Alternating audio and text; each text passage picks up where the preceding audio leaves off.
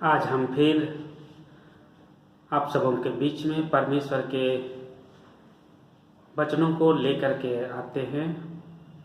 उससे पहले कि आप सभी को प्रेज द लॉर्ड, यीशु सहाय, जय मसीह की। परमेश्वर का एक ऐसा अवसर मिला, सुंदर समय मिला कि हम आपके बीच में परमेश्वर के उस सामर्थ्य वचन को फिर से लाने को पाते हैं। आज हम चर्चा करेंगे यीशु मसीह के आने से कई अद्भुत चमत्कार हुए हैं। हम उन्हीं वचन पर आज हम विस्तार से जानने का प्रयास करेंगे। हम लोग वचन में जाएंगे मत्ती 2:1-2। मत्ती 2:1-2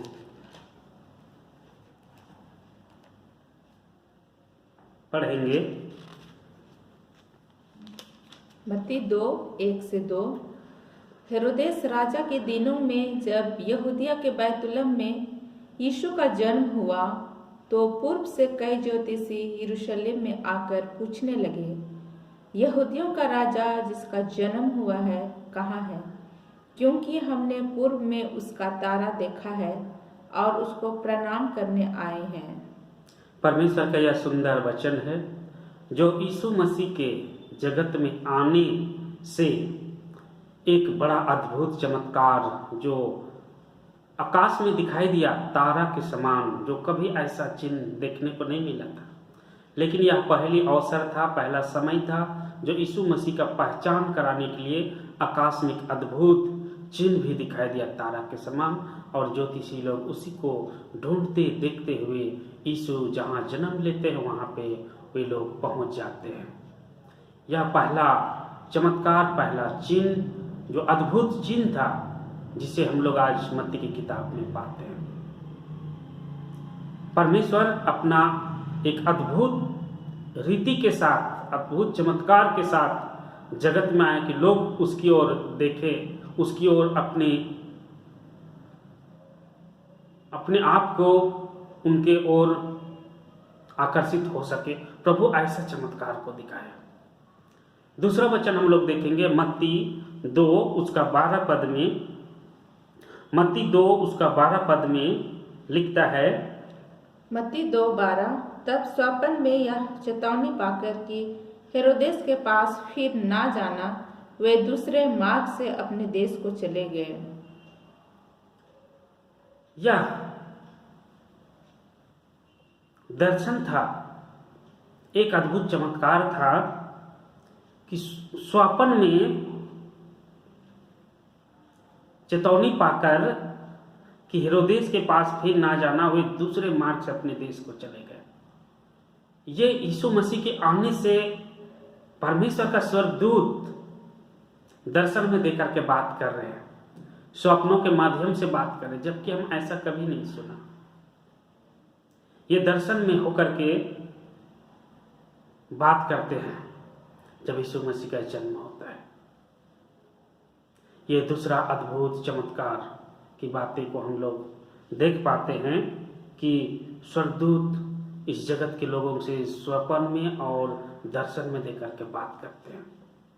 परमेश्वर का बहुत धन्यवाद कि हम इन वचन को आज हम जानते हैं। ये परमेश्वर का जीवित वचन जिसे आज हम अद्भुत और चमत्कार के रूप में हम लोग पाते हैं और अपने जीविकोपार्जन में हम लोग ला पाते हैं और हम लोग लाभान्वित होते हैं।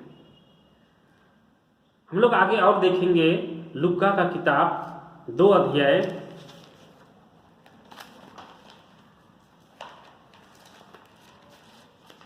लूका का 2 अध्याय 8-10, जिसमें लिखता है लूका 2:8-10, जिसमें परमेश्वर का वचन ऐसा लिखता है। लूका 2:8-10। और उस देश में कितने गडेरिये थे जो रात को मैदान में रहकर अपने झुंड का पहरा देते थे। और प्रभु का एक दूत उनके पास आ खड़ा हुआ और प्रभु का तेज उनके चारों ओर चमका और वे बहुत डर गए।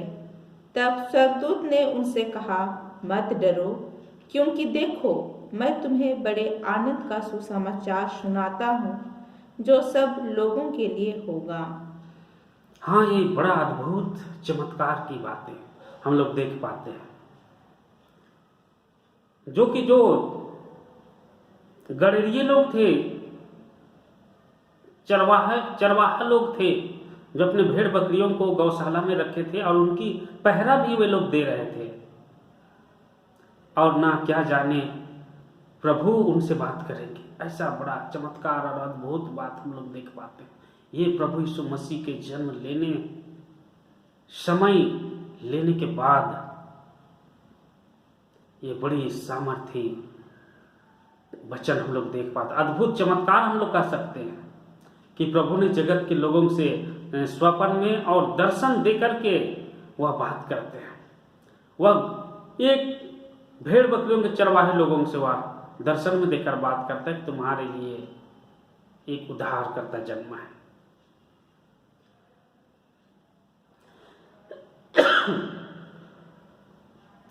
परमेश्वर का हम बहुत धन्यवाद देते हैं कि आज एक चरवाहा के माध्यम से प्रभु यीशु का जन्म का सुसमाचार हम लोगों को स्वर्गदूतों के माध्यम से दिया जाता है। बहुत धन्यवाद देते हैं कि आज परमेश्वर जगत में आकर के हम जैसे लोगों से उन्होंने दर्शन में स्वप्न में बात करते हैं। आगे हम लोग और देखेंगे यूहन्ना का किताब, यूहन्ना 3 उसका 16। यूहन्ना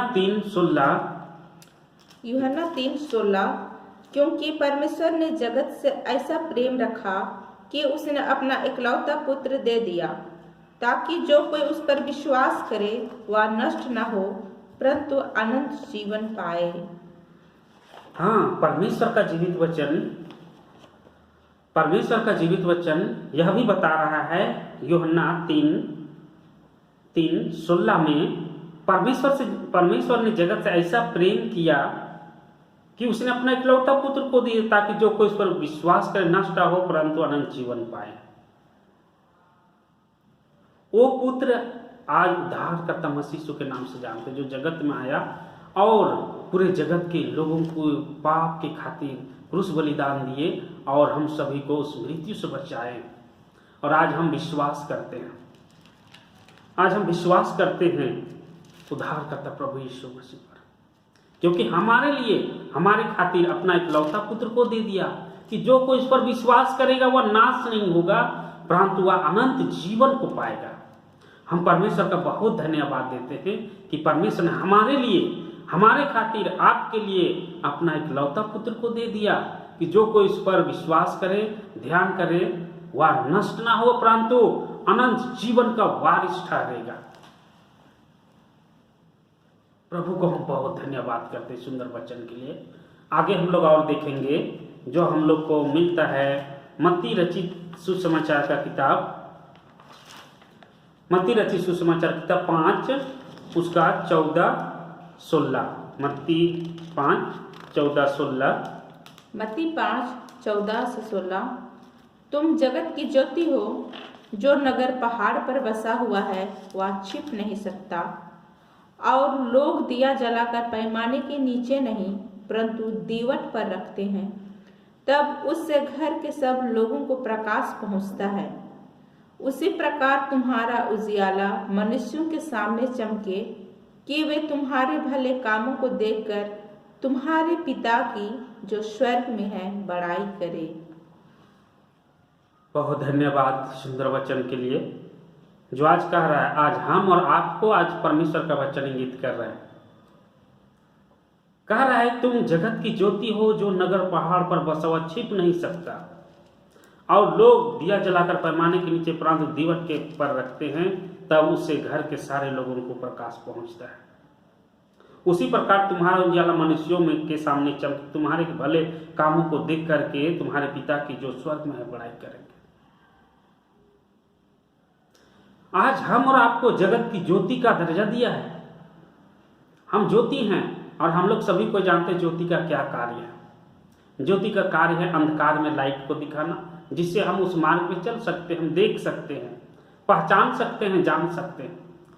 और परमेश्वर हमें ज्योति बनाया कि हम एक दूसरे को मार्गदर्शन करें, एक दूसरे को सुझाव दें, एक दूसरे को प्रभु के राज में लाए, एक दूसरे को संसार में से निकाल के लाएं, एक दूसरे को उस गड्ढा में से निकाल के लाएं, दलदल कीचड़ में फंसे व्यक्ति को निकाल के प्रभु के पास लाए। ये ज्योति हमें आज ज्योति का दर्जा दिया है। आज हम इसे गौर से इस वचन को स्मरण करें कि प्रभु हमें ऐसा क्यों कहा कि तुम ज्योति के संतान हो, और यह भी कहा है कि तुम्हारा ज्योति मनुष्यों के सामने चमके और आपके भले कामों को देख करके हमारा नहीं परंतु वो पिता का बड़ा ही होगा जो स्वर्ग में है। प्रिय भाई बहन माता पिता, काफी अद्भुत वचन, सामर्थ का वचन हम लोग पाते हैं कि आज हमें ज्योति का दर्जा मिला है। ज्योति के संतान बने रहो, उजियाला देते रहो, ज्योति देते रहो, एक दूसरे का उत्थान करते रहो। परमेश्वर का बहुत धन्यवाद। हम और एक वचन देखेंगे जो मत्ती 4:10 और 11 में लिखता है। मत्ती 4:10 और 11 में लिखता है, मत्ती 4:10 और 11। तब यीशु ने उससे कहा, हे शैतान, दूर हो जा, क्योंकि लिखा है, तू प्रभु अपने परमेश्वर को प्रणाम कर और केवल उसी की उपासना कर। तब शैतान उसके पास से चला गया और देखो, स्वर्गदूत आकर उसकी सेवा करने लगे। हाँ, बहुत सुंदर वचन है जो यीशु के आने के बाद से शैतान यीशु नाम से भी दूर हो गया, दूर चला गया। यीशु नाम से शैतान डरता है। आज हम प्रार्थना करते हैं, निवेदन करते हैं, हम लोग यीशु नाम की बड़ाई करते हैं, जिससे हमारे हृदय से, हमारे घर से, हमारे परिवार से, हमारे गांव शहर से शैतान भाग निकलता है। ये सामर्थ्य का वचन दिया है। यीशु ने कहा, हे शैतान दूर हो जा, क्योंकि लिखा है, तू प्रभु अपने परमेश्वर का प्रणाम कर। वो यीशु नाम से वह दूर चला जाता है। हमें आज ऐसा सामर्थ्य का वचन आज हम हर एक के बीच में दिया गया और आज हम सुन पा रहे हैं। आज हम और आप जान पा रहे हैं कि यीशु नाम से शैतान दूर हो जाता है, और जो यीशु के पीछे चलते हैं स्वर्गदूत उनकी सुरक्षा करता है, रक्षा रखवाली करता है। अद्भुत वचन, सामर्थ्यवान वचन है। जो वचन को आज हम स्मरण कर पा रहे हैं, हम लोग धन्य हैं कि हम लोग इस वचन को आज हम सुन पा रहे हैं कि आज हम यीशु नाम को प्रार्थना करें। यीशु नाम में हम अपनी समस्या, अपने परेशानियों के लिए हम प्रार्थना करें।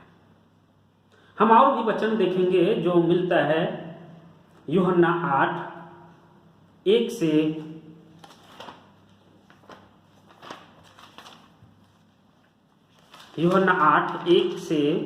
11।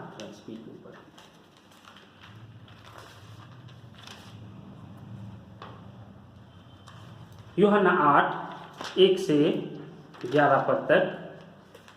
यूहन्ना 8:1 से 11। परंतु यीशु जैतून के पहाड़ पर गया। भोर को वह फिर मंदिर में आया। सब लोग उसके पास आए और वह बैठकर उन्हें उपदेश देने लगा।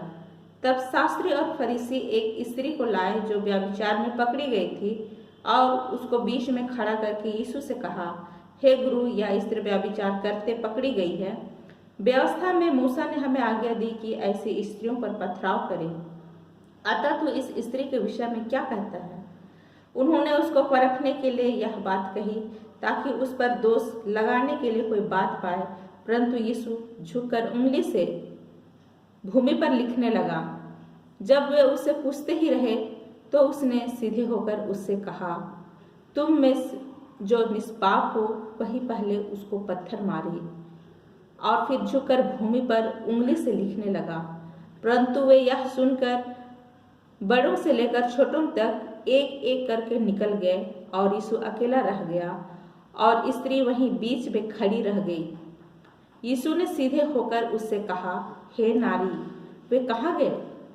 क्या किसी ने तुझ पर दंड की आज्ञा ना दी? उसने कहा, हे प्रभु, किसी ने नहीं। यीशु ने कहा, मैं भी तुझ पर दंड की आज्ञा नहीं देता, जा और फिर पाप ना करना। ये हम लोग बड़े अद्भुत वचन पाते हैं। यीशु मसीह के आने के बाद मूसा की व्यवस्था की बातें जो बहुत कठोरता थी, नियम बहुत खराब थी। मूसा की व्यवस्था में लिखा हुआ था कि कोई व्यभिचारी करते स्त्री पकड़ी जाए तो उसे भारी लोगों के बीच में पथरवा करके उसको मार दिया जाता था, मृत्यु। ठीक इसी तरह से देखते हैं कि शास्त्री फरीसी लोग यीशु के पास व्यभिचारी करते हुए पकड़ी गई स्त्री को लेकर के आए हैं और यीशु को पूछते हैं शास्त्री फरीसी लोग इस स्त्री के विषय में क्या कहता है। यीशु के पास लाते हैं और शास्त्री फरीसी कहते हैं स्त्री को व्यभिचार करते हैं, हम लोगों ने पकड़ा है, हमारा मूसा का व्यवस्था में लिखा है कि ऐसे स्त्री पथवा करके मार दिया जाए। यीशु कुछ नहीं कहता, चुपचाप हो जाता है और वह कहता है इस स्त्री को वही व्यक्ति मारेगा जो बिल्कुल निष्पाप है, जो बिल्कुल निष्पाप वही मारेगा, पत्थर उसको पत्थरवा करेगा। थोड़ी देर के बाद सब कोई सोचने लगा हम लोग तो सब पाप में घिरे हुए, सबके वंश हैं, सब के सब वहां से चले, किसी ने उसको कोई जवाब नहीं दिया। यीशु ने स्त्री से कहता है कि कोई आपको किसी ने दंड नहीं दिया, तो बोला हे प्रभु किसी ने नहीं। यीशु ने कहा मैं भी तुम्हें दंड की आज्ञा नहीं देता हूं, जा फिर से दोबारा पाप मत कर। तो यीशु के आने के बाद से ये वचन हमें मिला, क्षमा का वचन मिला, दया का वचन मिला, प्रेम का वचन मिला। आज स्त्री का आत्मा बचाया गया। हम लोग सभी को जानते हैं कि हमारे हृदय में आत्मा है, वो आत्मा हमारा नहीं, आपका नहीं, वो उद्धार करता प्रभु परमेश्वर का आत्मा है। उस आत्मा को किसी को नष्ट करने का अधिकार नहीं दिया है। हमें तो अधिकार दिया कि एक दूसरे का जीवन को बचाने का अधिकार दिया, बल्कि नष्ट करने का नहीं। हम किसी का आत्मा को नष्ट करने का अधिकार हमें नहीं दिया गया। अगर यदि हम नष्ट करते हैं, हम हत्यारा बनते हैं, प्रभु के सामने हम दंड की ओर ठहरेंगे। हम और एक वचन देखेंगे जो हम लोग को मिलता है मत्ती 6 में हम लोग पाते हैं, मत्ती 6:9 से 15। मत्ती 6:9 से 15। अतः तुम इस रीति से प्रार्थना किया करो, हे हमारे पिता, तू जो स्वर्ग में है, तेरा नाम पवित्र माना जाए, तेरा राज आए, तेरी इच्छा जैसे स्वर्ग में पूरी होती है वैसे पृथ्वी पर भी हो। हमारी दिन भर की रोटी आज हमें दे, और जिस प्रकार हमने अपने अपराधियों को क्षमा किया वैसे ही तू भी हमारे अपराधियों को क्षमा कर, और हमें परीक्षा में ना ला परंतु बुराई से बचा, क्योंकि राज्य और पराक्रम और महिमा सदा तेरे ही हैं। आमीन। इसलिए यदि तुम मनुष्य के अपराध क्षमा करोगे तो तुम्हारा स्वर्गीय पिता भी तुम्हें क्षमा करेगा, और यदि तुम मनुष्यों के अपराध क्षमा ना करोगे तो तुम्हारा पिता भी तुम्हारे अपराध क्षमा ना करेगा।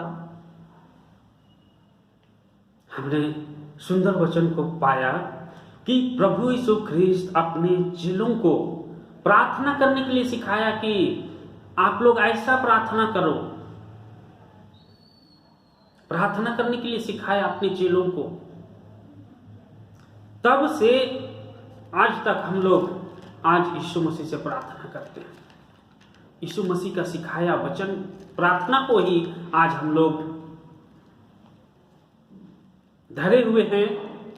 आज हम लोग प्रार्थना करते हैं जैसा उन्होंने सिखाया अपने चेलों को। आज हम उनके चेलों के माध्यम से, उद्धारकर्ता प्रभु यीशु के माध्यम से आज हम तक पहुंच पाया। और आज हम लोग प्रभु यीशु से प्रार्थना करते हैं अपनी समस्या के लिए, अपनी खुशी आनंद के लिए, दुख के लिए, हर किसी के लिए भी हम प्रार्थना करते हैं। तो यीशु मसीह ने यह सर्वप्रथम प्रार्थना करने के लिए अपने चेलों को सिखाया था, और आज हम लोग प्रार्थना करने के लिए सीखे हैं, प्रार्थना करने जानते हैं, प्रभु से हम लोग बात करते हैं, विचार करते हैं। परमेश्वर का बहुत धन्यवाद इस सुंदर वचन के लिए। हम लोग और एक वचन देखेंगे जो हम लोग को मिलता है यूहन्ना 10:10 पढ़ेंगे। यूहन्ना 10:10। चोर किसी और काम के लिए नहीं परंतु केवल चोरी करने और घात करने और नष्ट करने को आता है। मैं इसीलिए आया कि वे जीवन पाए और बहुतायत से पाए।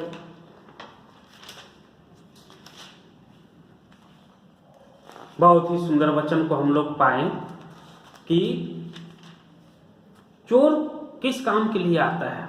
चोर तो चोरी करने के लिए आता है, नष्ट करने के लिए, हत्या करने के लिए, लूटने के लिए आता है। लेकिन यीशु मसीह क्या कहा कि मैं इसलिए आया कि लोग जीवन पाएं और बहुतायत से पाएं।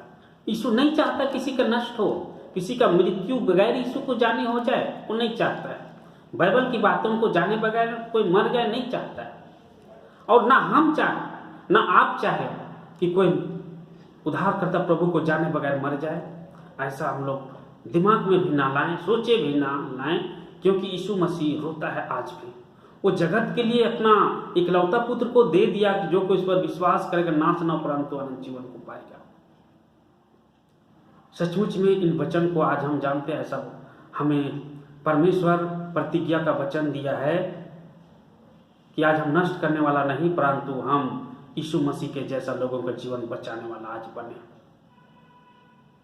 हम और एक वचन हम देखेंगे, प्रेरित 13 उसका 47। प्रेरित 13 उसका 47। क्योंकि प्रभु ने हमें यह आज्ञा दी है, मैंने तुझे अन्य जातियों के लिए ज्योति ठहराया है, ताकि तू पृथ्वी की छोर तक उद्धार का द्वार हो। परमेश्वर का बहुत धन्यवाद। पौलुस प्रेरित भी परमेश्वर का अद्भुत सामर्थ्य को देखा, जाना, पहचाना और कह रहा है, मैंने तुझे अन्य जातियों के लिए ज्योति ठहराया है ताकि तू पृथ्वी की छोर तक उद्धार का द्वार हो। पूरे जगत में आज हम और आपको उद्धार का द्वार कहा है।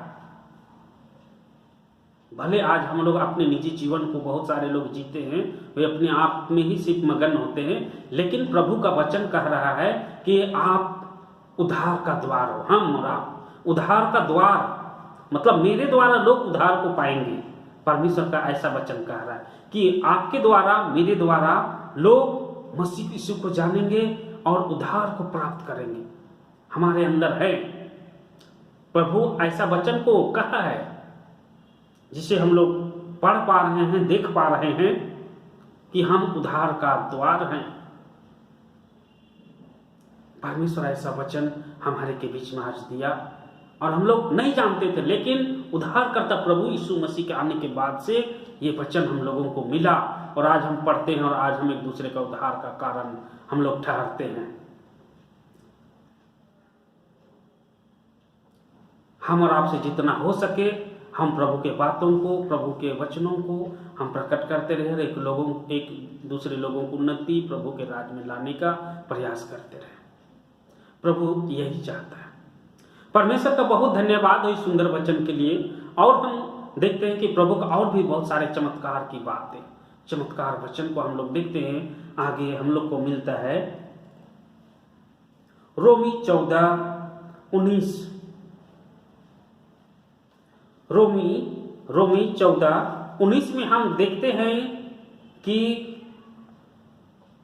आज हम और आपको क्या करना है, हम और आपको क्या करना है। हम लोग देखते हैं रोमी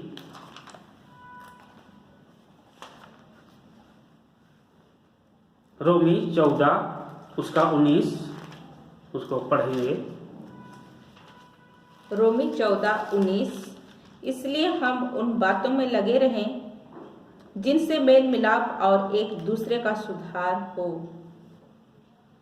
बहुत ही अद्भुत और सामर्थी वचन, प्रतिज्ञा का वचन मिला। साफ इसमें लिखा है, इसलिए उन बातों में आप लगे रहो जिनसे मेल मिलाप और एक दूसरे का उद्धार हो। उन बातों में आज हम और आपको लगे रहने के लिए कह रहा है कि मेल मिलाप और एक दूसरे का उद्धार हो। हम और आपको कह रहा है प्रभु, ऐसा हम लोग को ठहराया है। हमारे द्वारा आज मेल मिलाप और प्रेम और एक दूसरे का उद्धार होगा। आज कितने ऐसे लोग जो पाए जाते जो अपने में मगन है, अपने परिवार में सिर्फ मगन है, किसी का कोई उत्थान नहीं चाहता। बहुत सारे लोग किसी का उद्धार नहीं चाहता, ना ही प्रभु का वचन को प्रकट करता। लेकिन प्रभु का वचन हमें जीवित इसलिए रखा है कि हम उसका उद्धार का कारण बने, एक दूसरे का उन्नति करें, एक दूसरे को प्रभु के राज में लाएं। प्रभु ऐसा चाहे, इसलिए भी हम लोग को जीवित रखा है। हमसे अगर फायदा ना हो तो प्रभु हमारा जीवन को फिर फलदायक के रूप में नहीं रहने दे सकता है। नहीं तो फिर हमारे